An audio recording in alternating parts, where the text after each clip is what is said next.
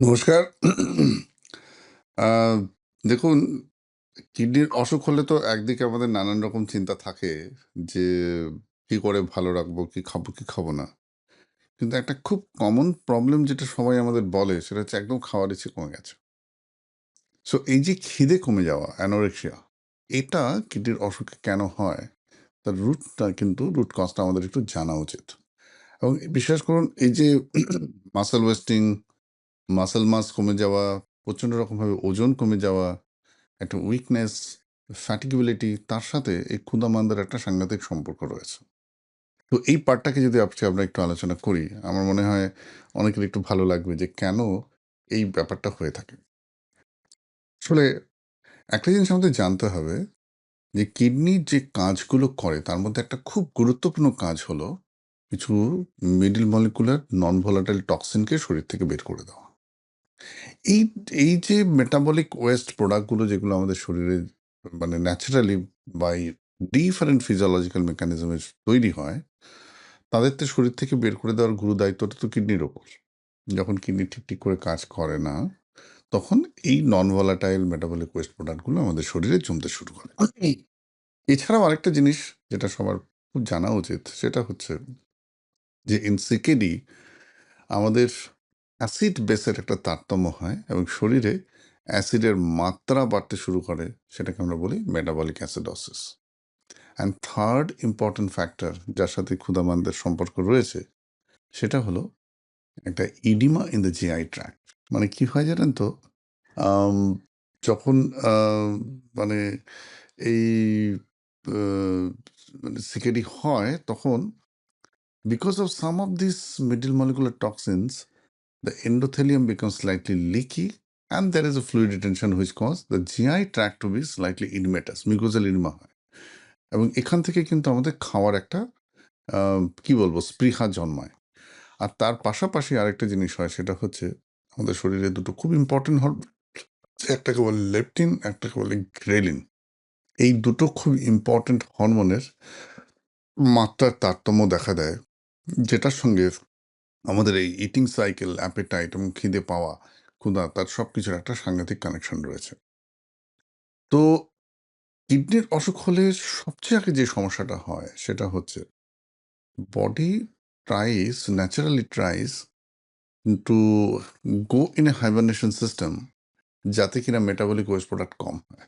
এটা একটা অদ্ভুত ব্যাপার।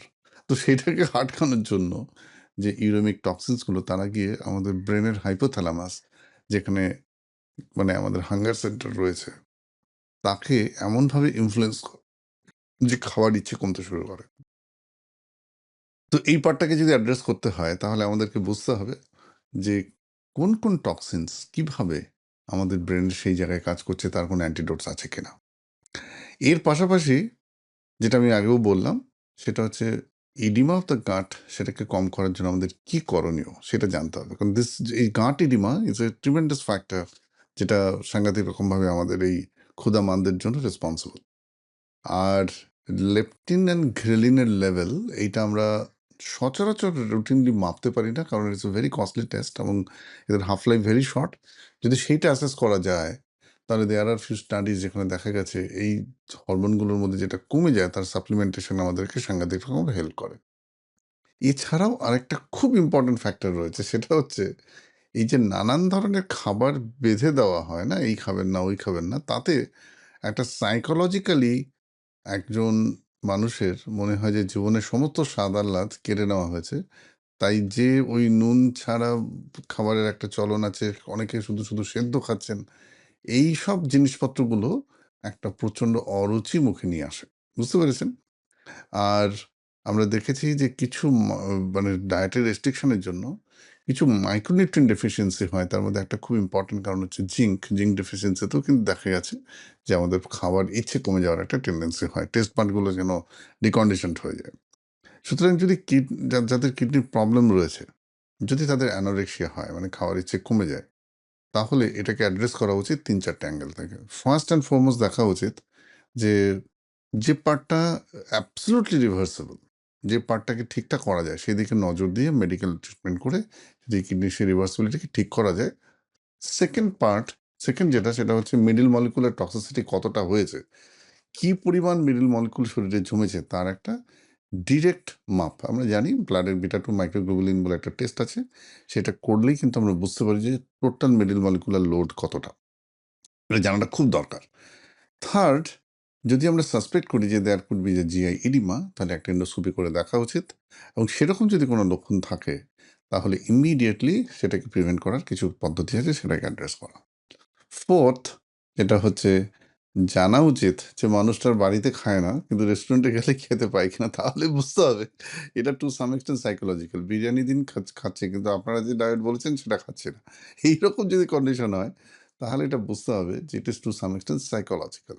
The boredom of the food is leading to the মানে অ্যানোরেক্সিয়া, সেটার জন্য ওই খাবার দেখলেই আর শরীরে ভালো লাগছে না, খেতে ইচ্ছে করছে না, সেই পার্টটা। সেই ক্ষেত্রে we need to work on which is the preferred food for him. তার জন্য কীরকমভাবে সুন্দর রেসিপি তৈরি করা যায়, যেটা keeping the limitations of the renal nutrition. আপনারা নিশ্চয়ই জানেন যে আমাদের একটা art of cooking for kidney disease বলে একটা বই আছে, যাতে প্রচুর প্রচুর এরকম মাইন্ড ব্লোয়িং রেসিপিস সন্ধান আমরা দিয়েছি, যাতে কিনা এই এই যে বোরডম, এই নুন খাওয়া যাবে না, একদম মানে সেদ্ধ খেতে হবে, এই ব্যাপারটা কিন্তু ঠিক নয়। অনেক রকমের tasty recipe which is applicable for the সেকেন্ডে তৈরি করা সম্ভব, এবং তার পুরো জিনিসটা রয়েছে এই art of cooking for renal patients এই বইটাতে। সেই বইটা প্লিজ কালেক্ট করুন, তাতে যাদের এই ফ্যাক্টরটা কাজ করছে সেটা ঠিক করা যাবে। অ্যান্ড নট দ্য লিস্ট, কিছু মাইক্রোনিউট্রিয়েন্ট ডেফিসিয়েন্সি থাকলে তার সাপ্লিমেন্ট করা, যেমন ধরুন জিঙ্ক ডেফিসিয়েন্সিকে কারেক্ট করা। আর আমাদের কাছে কিন্তু নন স্পেসিফিক ওষুধ রয়েছে যারা আমাদের খিদেকে বাড়াতে সাহায্য করে, যেমন ধরুন মেজেস্টেরল অ্যাসিটেট। এইগুলো যদি আমরা কনজিউম করি তাহলেও কিন্তু আমাদের খিদে সাংঘাতিক রকমভাবে বাড়ে। আর একটা জিনিস জানবেন, যাদের ডায়াবেটিস রয়েছে স্পেশালি, তাদের একটা অটোনমিক নিউরোপ্যাথি হয়, যার জন্য গ্যাস্ট্রিক ডিলিং টাইমটা প্রচণ্ড রকমের বেড়ে যায়, বলে খাওয়ার ইচ্ছে কমে যায়, অল্পতেই পেট ভরে আসে। এই ক্লাস অফ পিপল যাদের এই অটোনমিক নিউরোপ্যাথি আছে, আপনারা নিশ্চয়ই জানেন যে নেফ্রোকেয়ারে এলে আমরা সবার একটা সুডো স্ক্যান বলে একটা অটোনমিক নার্ভাস সিস্টেম স্ক্রিনিং করি। তো এই জিনিসটার পারপাসটা হচ্ছে তো বুঝে নেওয়া যে গাঁটের মর্টিলিটি ঠিক আছে কিনা। গাঁটের মর্টিলিটি আমাদের কিন্তু অটোনমিক নার্ভাস, যদি সেটা থাকে তাকে ঠিক করার জন্য আমাদের কিছু আসন, কিছু যোগা, কিছু প্রাণায়াম আছে, সেগুলো রেগুলার করতে হয়। অটোনমিক নিউরোপ্যাথিকে ওষুধ দিয়ে কারেক্ট করা খুব মুশকিল, কিন্তু দেয়ার আর ফিউ আমাদের যে মুক্তি যে প্রোগ্রামটা আমরা ইউটিলাইজ করি, যে প্রত্যেকটা পেশেন্টকে মুক্তিতে এনরোল করতে বলি, তাতে কারণটা কি, এই অটোনমিক নার্ভাস সিস্টেমের ফাংশনকে সাংঘাতিক রকমভাবে ইমপ্রুভ করা যায়, এবং তাতে অসম্ভব ভালো খিদে বাড়ে, এবং সেই পার্টটাও কিন্তু খুব হেল্পফুল।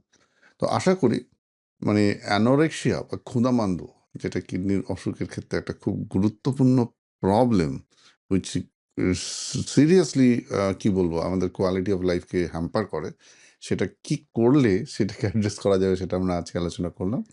এইটা যদি এরকমভাবে আমরা একটা অ্যানালিসিস করি, is it because of the middle molecular accumulation, is it because of the gut oedema, is it because of non availability of the preferred food or the force restriction of the diet, যার জন্য আমার খাওয়া দেখলেই একটা অভক্তি আসছে, is it because of micronutrient deficiency, is it because of gastroparesis which may happen because of autonomic neuropathy specially in the diabetics. এই total ব্যাপারটার মধ্যে যদি আমরা একটু ব্যাপারটাকে থরলি ইভালুয়েট করে নিই এবং নিয়ে সেইভাবে এক একটা করে স্টেপ নিই, তাহলেই কিন্তু আমরা মানে এই ক্ষুধামান্দ্য থেকে মুক্তি পাবো। ওয়েট লস হবে না, শরীর ভেঙে যাবে না, আমরা দিব্যি সুস্থ থাকবো।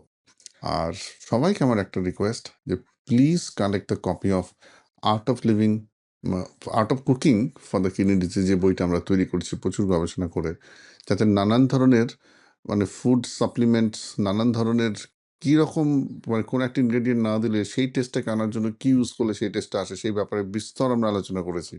অনেক রেসিপি বাড়িতে কী করে সহজে বানাতে হবে সেটা তৈরি করে, এইগুলো যদি আপনি কালেক্ট করেন, এই বইটা আপনার কাছে থাকে, তাহলে you can add some spices in your life. আপনার মানে এই খাওয়া দাওয়ার বোর্ডমটা অনেকটা কমবে, অ্যানোরেক্সিয়া তো কম থাকবে। ভালো থাকুন, সুস্থ থাকুন। যদি কোনো প্রশ্ন থেকে থাকে আমাদের এই ভিডিওর নিচে please feel free to ask your question. আর don't forget to join doctor Pratyush academy, যেখানে কিডনির অসুখ নিয়ে নানান বিষয় নিয়ে আমরা আলোচনা করে থাকি। টাইম টু টাইম বিভিন্ন রকম তথ্য সেখানে আপনারা জানতে পারবেন, and it will be very very helpful for you. নমস্কার।